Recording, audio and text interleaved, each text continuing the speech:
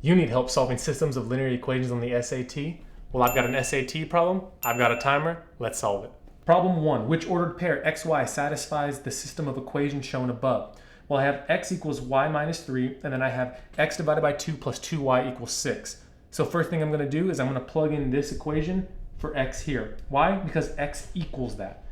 So I have y minus 3 divided by 2 plus 2y equals 6.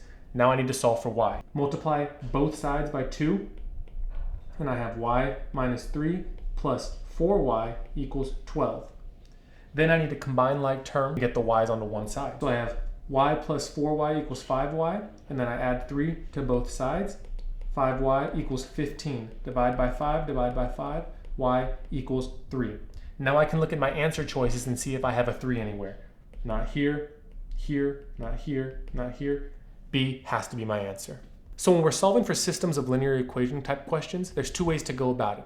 There's substitution and there's elimination. Let's take a look at substitution. Substitution follows this process. You're going to isolate one variable in the equation, you're going to plug it into the other equation, and then you're going to solve for the variable, and then use that answer to plug back into the original equation to solve for the other variable. Make sense? Not really. Let's take a look at an example.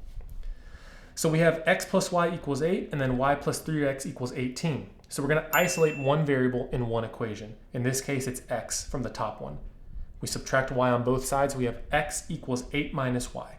Then we're going to plug that into the second equation, which is y plus 3x equals 18 turns into y plus 3, 8 minus y equals 18. So we're going to plug that into the other equation. We have y plus 3x equals 18. And we make that x into an 8 minus y, which gives us y plus 3, parentheses, 8 minus y, close parentheses, equals 18. Then we're going to solve for the y variable. So we're going to distribute that 3 to the 8 and to the y.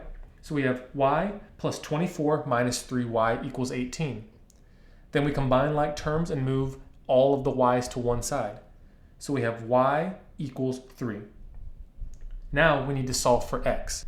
By solving for the final variable, we take this initial equation, x plus y equals 8, and we plug that y equals 3 for y. So x plus 3 equals 8, which means x equals 5. That's substitution. Let's take a look at elimination. We're going to eliminate one variable via addition, and then we're going to solve for the final variable. If you don't know what elimination is, or you kind of forget, just remember, substitution is I take one thing, plug it into the other. Elimination is where I put those two formulas on top of each other, and then you usually see them cancel out somehow, some way. That's the difference between the two, okay? So just keep that in mind. So elimination, we have x plus y equals 8 and 3x plus y equals 18. We're going to eliminate one variable via addition, and here we're going to eliminate y. So we have multiply the top equation by -1 right here. Now we have negative x minus y equals -8. We are going to add the top and bottom equations. So -1x plus 3x equals 2x, and -1y plus 1y equals what? 0. Then we have -8 plus 18 gives us 10, and voila, we get x equals 5 just like we did the first time. Then the way we solve for the final variable is, you guessed it, we take that x, we plug it into one of our original equations, and then we solve for that final variable. So we have x plus y equals 8, that x turns into a 5, so 5 plus y equals 8, and y equals 3. And that's how you solve systems of linear equations using elimination and substitution. Let's take a look at two more problems. Problem 2, if a minus b equals 12 and b divided by 2 equals 10, what is the value of a plus b? Well, we identified what we're solving for, a plus b. We can solve for b first.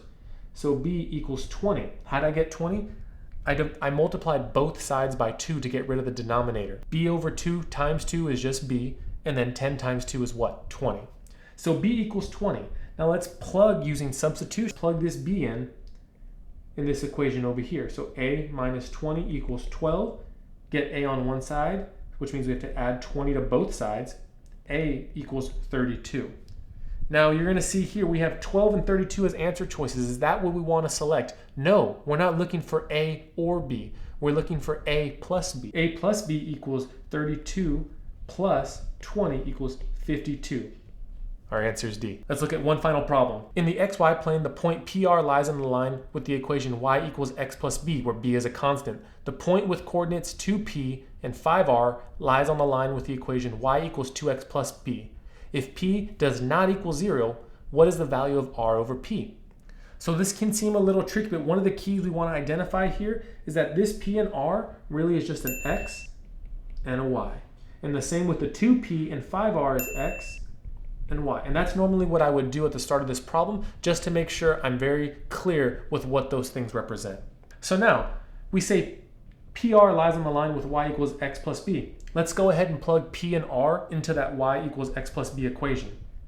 So r equals p plus b. And then the same thing with the other coordinates. 2p and 5r lie on that y equals 2x plus b. Let's plug those in. 5r equals 2p plus b. And if we expand that, that's 5r equals 4p plus b. And I just distributed this 2 right here, okay?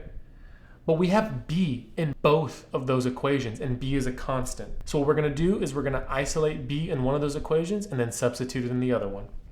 So let's start with the easier one, the very first one. So let's isolate b here. So we're gonna subtract p from both sides. R minus p equals b.